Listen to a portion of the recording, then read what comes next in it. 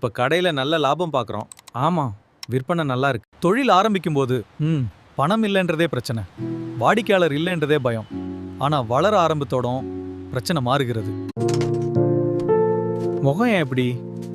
தொழில் நல்லா போகுதுன்னு கேட்டேன். ஆமா, நல்லா தான் போகுது, அதான் பிரச்சனை. ஆரம்பத்தில் இருந்த பிரச்சனை பெரிய கல்லு மாதிரி இருந்துச்சு, அதை தூக்கி எறியலாம். ஆனா இப்போ ஒரு மெல்லிய நூல் கோடு மாதிரி இருக்கு. மெல்லிய கோடு கண்ணுக்கு தெரியாது, ஆனா காலில் சிக்கினா விளைவிக்கும்.